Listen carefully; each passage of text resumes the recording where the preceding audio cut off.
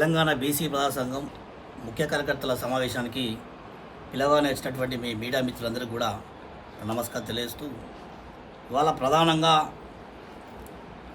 రాష్ట్రం మొత్తం కూడా వరంగల్ వైపు చూసిన విషయం మీ అందరికీ కూడా తెలుసు.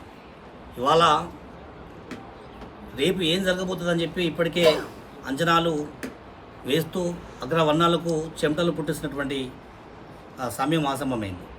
ఇవాళ రేపు జరగబోయేటటువంటి బీసీ రాజకీయ యుద్ధ కార్యక్రమానికి సంపూర్ణంగా ఎక్కడ వాళ్ళు అక్కడ ఇలా గౌడ కులస్తులు, కాపు కులస్తులు, బీసీ కులంలో ఎన్ని కులాలు ఉన్నాయో దాదాపు 103 పైచిలుకు కులాలు ఎక్కడికక్కడ స్వచ్ఛంగా వాళ్ళందరూ వారికి వారే మల్లన్న గారి కలపత్రాలను ఆవిష్కరించుకుంటూ గ్రామాలల్లో తిరుగుతూ ఉన్నారు.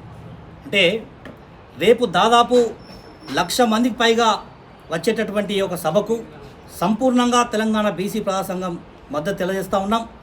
పెద్ద ఎత్తున కూడా మరి ఇప్పటికే ఎక్కడికక్కడ కార్యక్రమానికి సిద్ధం చేసి పెట్టినాం. ఈ సందర్భంగా తెలియజేస్తూ ఉన్నాం.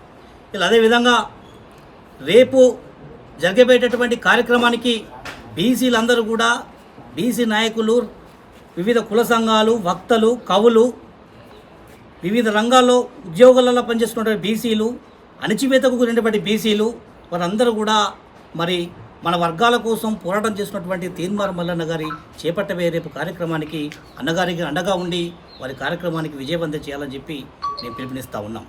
ఇలా అదేవిధంగా ఇలా కొంతమంది అగ్రవర్ణాలు భయాందోళనకు గురి చేసినటువంటి సందర్భాలు మీకు తెలియదు కాదు. ఇవాళ గ్రామాలకు వెళ్ళి బీసీ నాయకులు ట్రాలీలు పెట్టుకొని, ఆటోలు పెట్టుకొని సిద్ధమవుతున్నటువంటి పరిస్థితులలో కూడా కొంతమంది అగ్రవర్ణాలు బెదిరింపులు కూడా గురి చేస్తున్నటువంటి విషయాన్ని మీకు సందర్భంగా తెలియజేస్తూ ఉన్నాం. ఏది ఏమైనప్పటికీ కూడా రేపు జరిగేటటువంటి యుద్ధ పేరుతో ఒక కదలిక, ఇప్పటికే మల్లన్న గారు ఒక కదలిక తీసుకొచ్చినటువంటి విషయం మీకు తెలుసు మీడియా అందరికీ కూడా. రేపు జరగబోయేటటువంటి ఈ యుద్ధ పేరు కార్యక్రమంతో బీసీలు మరో కొత్త చైతన్యాన్ని తీసుకురాబోతున్నారు. కాబట్టి ప్రభుత్వాలు ఇప్పటికైనా కూడా బీసీల డిమాండ్ను నెరవేర్చి మరి బీసీల పక్షాన ప్రభుత్వం పనిచేయాలని చెప్పి కూడా సందర్భంగా తెలియజేస్తున్నాం.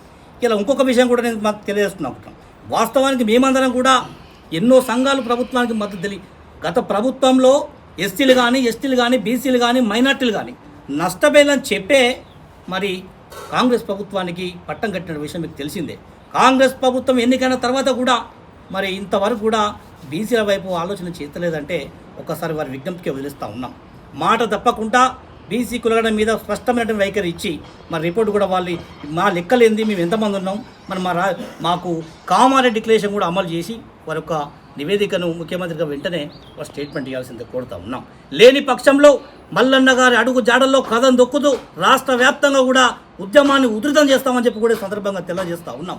ఏది ఏమైనా కూడా రేపు 2వ తారీఖు రేపు ఆదివారం జరిగేటటువంటి కార్యక్రమానికి లక్షలాది మందిగా తరలివచ్చి మరి రాజకీయ యుద్ధ కార్యక్రమాన్ని విజయవంతం చేయాలని చెప్పి ఈ సందర్భంగా తెలియజేస్తూ సెలవు తీసుకుంటున్నాం.